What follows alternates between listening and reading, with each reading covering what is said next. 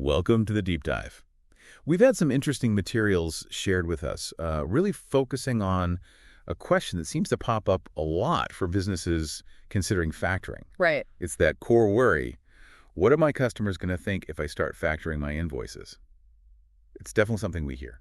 It is. And today we're digging into that specifically. Yeah, so today we're going to explore what the reality of that might actually look like. Exactly. And the sources you sent over, they're from Chris Lehnes. He's a business development officer, a factoring specialist at Versant Funding. Okay. And he tackles this exact question. There's a video, a written post too.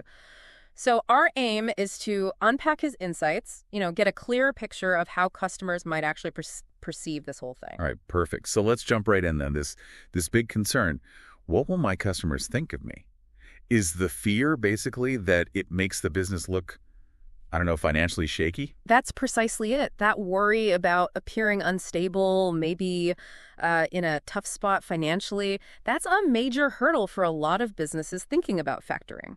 I could see that. But what's really interesting is Lehnes' take, based on his direct experience. He's quite clear about it. Okay, what does he say? He basically says nothing. His experience is that factoring just doesn't negatively impact those customer relationships, period. Nothing. That's pretty definitive. Yeah. Does not negatively impact. Why is he so sure about that? What's the reasoning? Well, Lehnes points to the type of customer that businesses suitable for factoring usually have. Oh, okay. We're generally talking about strong, credit-worthy companies, often, large established organizations. Ah, right. So these aren't small mom and pop shops necessarily. They're often bigger players themselves. Exactly. And that leads to his next key point. These larger companies, Lehnes stresses they're often already paying factors for lots of their other suppliers. Oh, interesting. So it's not a new concept for them. Not at all. It's like part of their normal accounts payable process. So when another supplier starts factoring, it's unlikely to seem weird or raise alarms. They're probably quite used to it. That makes a lot of sense. It just becomes another invoice to process. It's just with a different payment instruction. Pretty much. So operationally then, from the customer side, what does it actually involve for them? Is it a big hassle? Lehnes says it's usually minimal, really minimal. Often it's just a simple administrative tweak. Like what? Like changing the pay to address in their accounts payable system. So the money goes to the factor, not directly to the supplier anymore. He emphasizes how straightforward this usually is, not a major disruption for them. Just updating an address field? Okay, that sounds much less dramatic than maybe some business owners imagine. Right. Now, Lehnes also mentioned something kind of counterintuitive. That factoring could potentially be seen positively. How does that work? Yeah, that's a fascinating angle. He suggests that, if a company is maybe facing a bit of a cash crunch or what he calls financial distress, well, their customers might already sense something's up.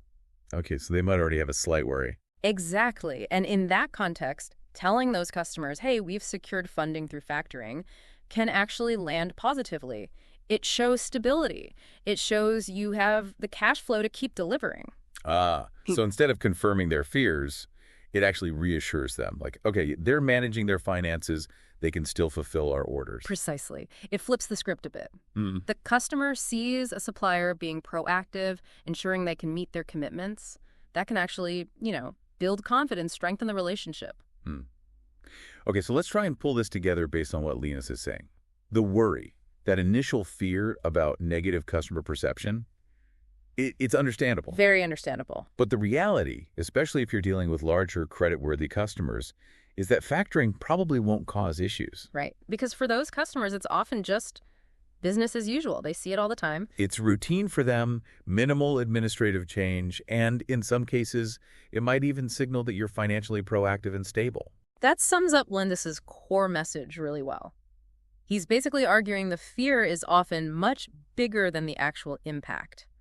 In many situations, factoring is normal, maybe even reassuring, from the customer's perspective. It almost sounds like the biggest perception barrier might be inside the business owner's head, not the customer's. That could very well be the case. For many of these large customer accounting departments, processing a payment to a factor, it's just another Tuesday, a standard procedure. Right, just a small administrative step. So here's a final thought then, maybe something for our listeners to consider. Given that your bigger customers probably are already familiar with factoring, maybe they see it with their other suppliers, Could choosing to factor actually make your business look like a savvy, forward-thinking partner in their eyes? Something to chew on. It's an interesting perspective shift, definitely. Thanks for walking through this with me. My pleasure.